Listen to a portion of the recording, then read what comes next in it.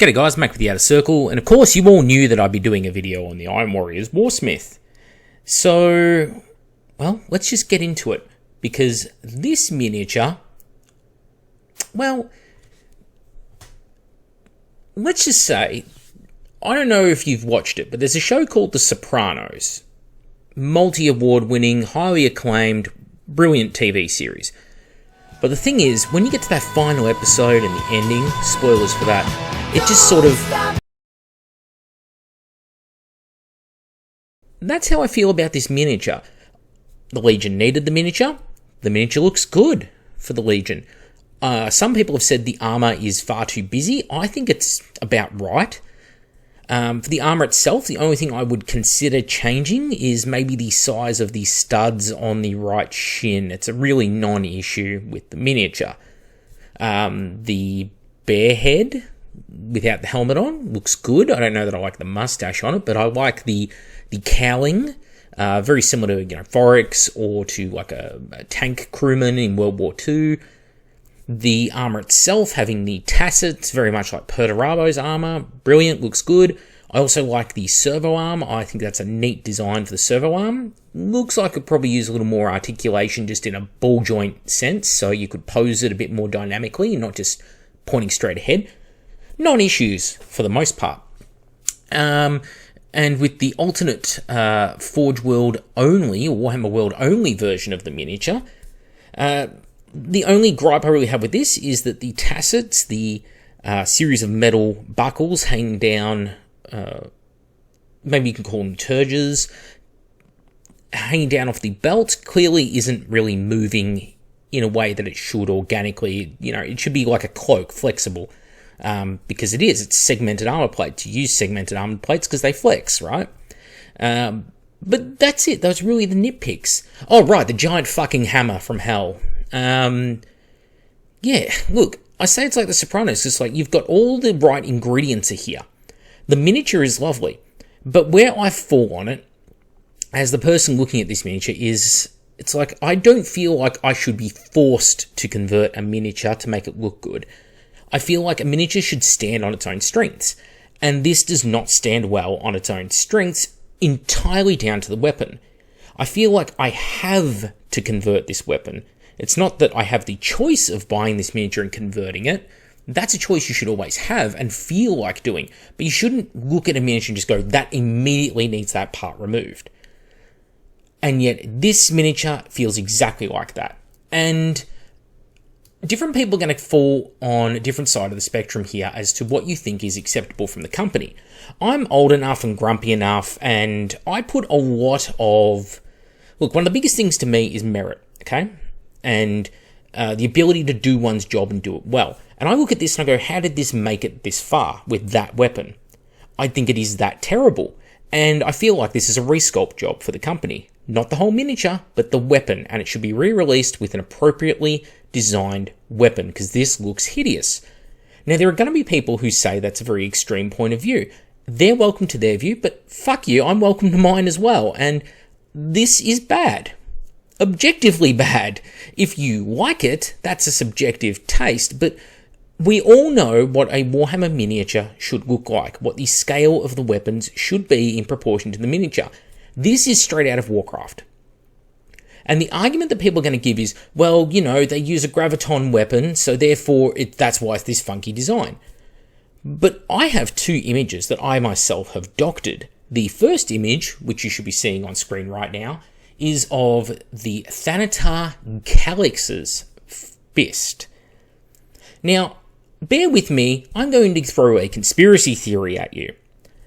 The Thanatar Calyx's fist has recently been resculpted for Legions Imperialis and potentially for 28mm, almost certainly 99.9% likely for 28mm scale Mechanicum. So they have this STL already drawn of a graviton weapon just sitting there. And when I look at that weapon and I just rotate it 90 degrees and I just remove the tiny little fin tips that it has off the edges, all of a sudden I have the exact same identical weapon.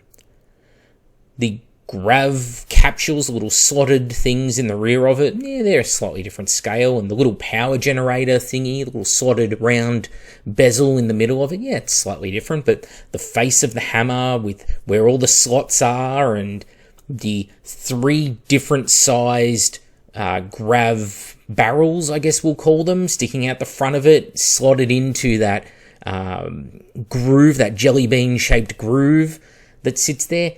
No, I think they just hit Control-C, Control-V, and cut-paste the wireframe model from one onto the other to save some sculpting time. That's my little conspiracy theory for you. And again, it didn't need to be that way, because here is a second image that I doctored, that I created just for this video to show you what I think would be more appropriate. Now, if you think this looks more appropriate, congratulations, you have functioning eyeballs, but this is actually a scaled-down version of the very Iron Warrior's weapon off the Iron Warrior's own special unit using an Iron Warrior's graviton weapon. This is the Iron Circle Maniple. This is their graviton weapon. You'll notice 1 barrel, nicely sized hammerhead, works perfectly on the miniature. It's much more in proportion. It doesn't have those stupid Warcraftian proportions. I'm going to put it out there. The argument that this weapon is fine this way as a giant thing because, you know, it's some special grav weapon is rendered completely moot by this one image. I have doctored in all of 5 minutes work.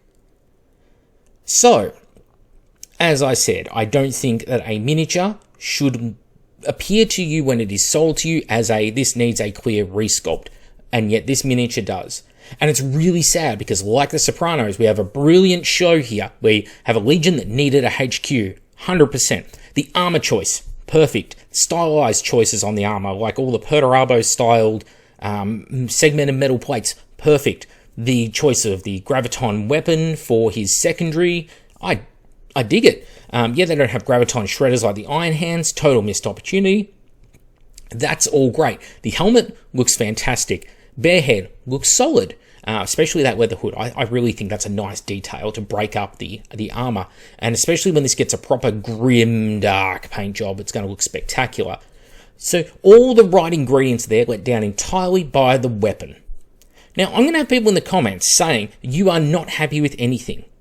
My only response to that is, at what point does the company have to take some responsibility for the models they put out?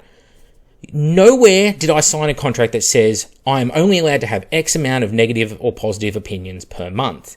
Okay? When they do well, and they did here, I'm giving it full points. It's a 95% perfect model, right? For me, personally. Everything else passes the test except that hammer. Lets the entire miniature down, right? When does the company, the billion-dollar company that made, what was 127 million clean profit at the end of last year, so after all the expenses and bills are paid, right? At what point does that company have to take responsibility for creating terrible miniatures? This never should have been approved in this state by the art department, by the sculpting department, by the management. It just looks crap. And there are going to be people out there right now, because I've read through a lot of Facebook comments today. You can cherry pick through them. I know I did. And I'm cherry picking in favor of my bias. You can cherry pick the other way.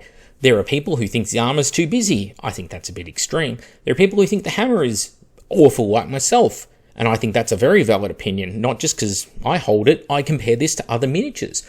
Remember when I did the Space Wolves console the other week, I went through a very objective set of criteria, model by model through the Horus Heresy, and pointed out those that work and those that didn't. And proportions of weapons is one of the biggest things. The Siegebreaker console in Power Armor with his Stormcast hammer, he fell down on that account, okay?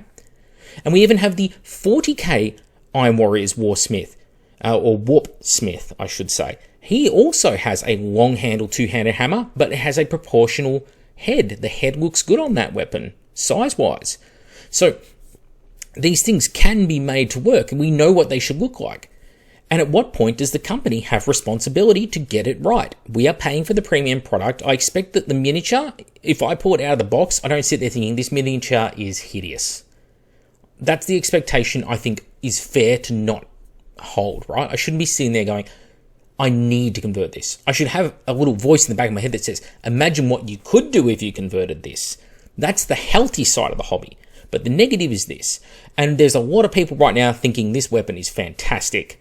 You're more than entitled to have your opinions, but the thing is, hobby shills will be happy with whatever they get.